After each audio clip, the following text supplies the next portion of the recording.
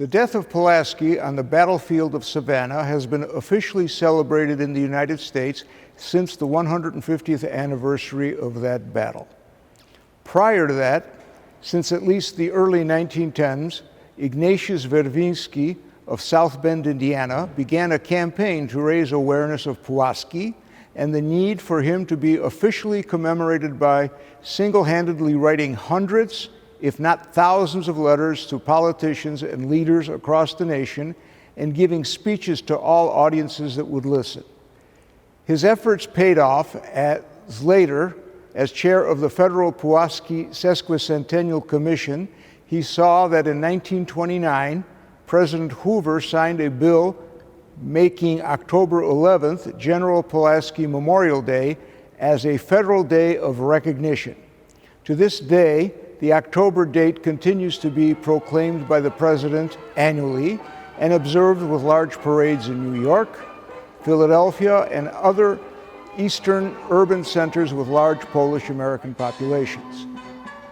Illinois, not wishing to compete with the large Italian celebrations of Columbus Day on October 12th, and already having a large parade celebrating the Polish Constitution of May 3rd, 1791, chose the state's observances of Pulaski Day on the first Monday of March, near his birthday. On September 15th, 1977, Governor Daniel Walker signed Casimir Pulaski Day into law, but not as a state holiday, at the PMA on March 3rd, 1986, in a formal declaration at the State of Illinois building, Governor James Thompson designated the first Monday in March as a state holiday in honor of this Revolutionary War hero.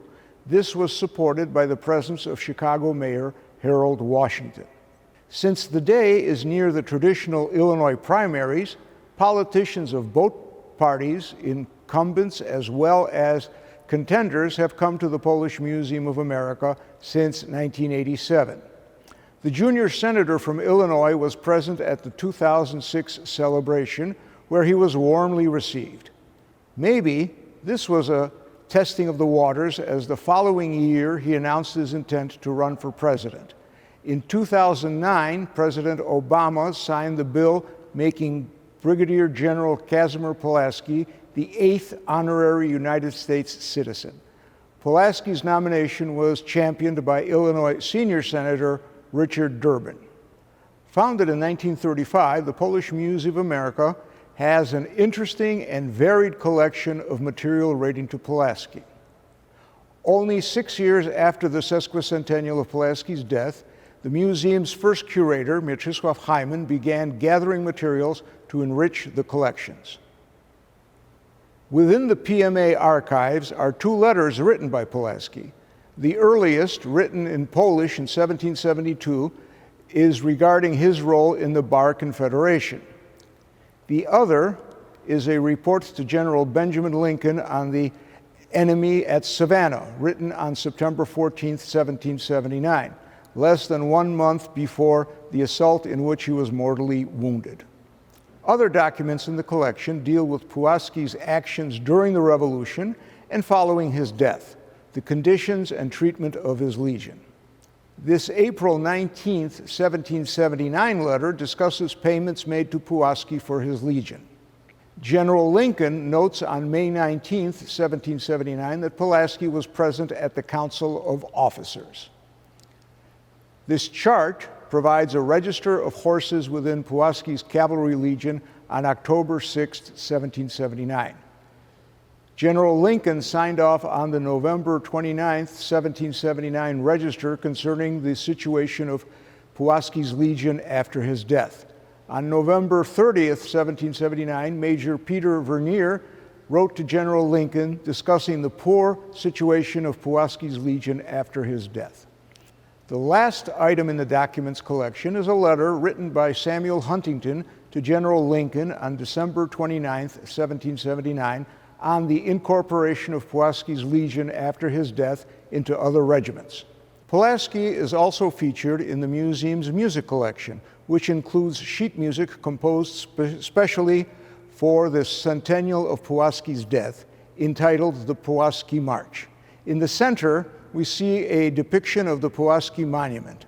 Also included in the Pulaski notes is the Quick Step, a composition played by the Boston Brigade Band and dedicated to the first commander of the Pułaski Guards. The PMA houses a large collection of pins, medals, medallions, and other memorabilia associated with Pułaski, either featuring his likeness or his name. In the late 1800s, early Polish immigrants in the United States established mutual aid societies, and Pułaski was often chosen as the patron of these groups. Gwardia Pułaskiego, a Polish National Alliance organization from 1884. A Polish national group of K. Pułaski from LaSalle, Illinois, from 1888. And the Self-Aid Group organized on June 21st, 1898 in Minersville, Pennsylvania. From the early 1900s, we have pins that combine buttons and silk screening. The Mutual Aid Society of General Kazimierz Puławski. This ribbon is for the honorary godmother of the Pułaski Standard, dedicated on September 26, 1909 in the nation's capital. Another mutual aid society. These last two ribbons have Chicago connections. The larger one is for the Pulaski Cavalry Society at St. Adalbert Parish in the Pilsen neighborhood. The plainer one is from the Pulaski's Citizen Club at Holy Trinity Parish in Polish Chicago's historic downtown.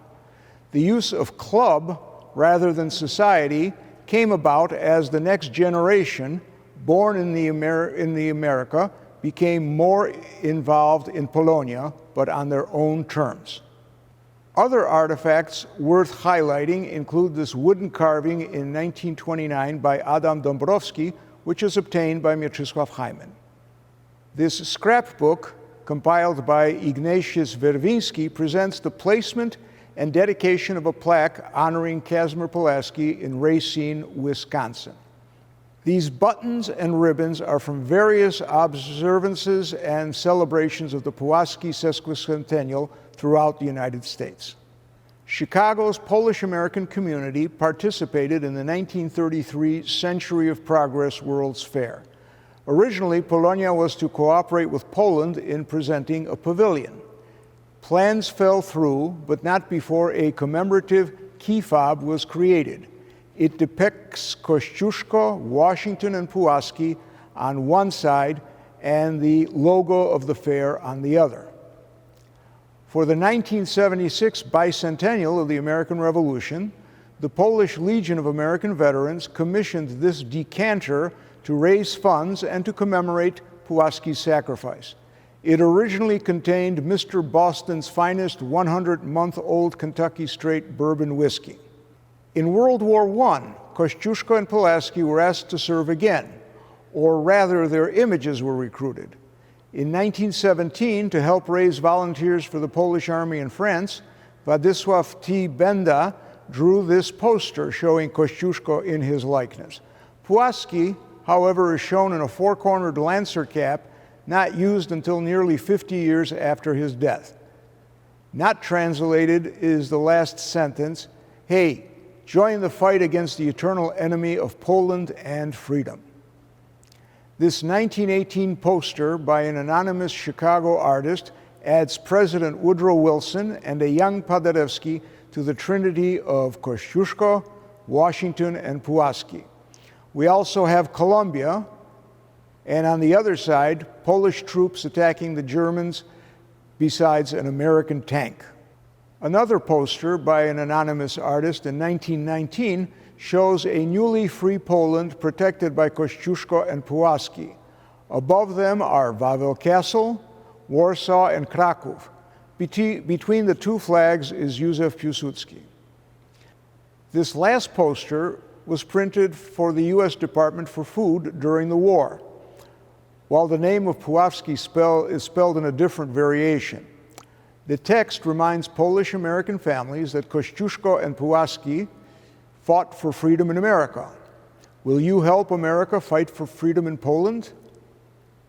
Eat less grain, meat, fats, and sugar. so that we can help our brothers fighting in the Allied armies. Good advice even 100 years later.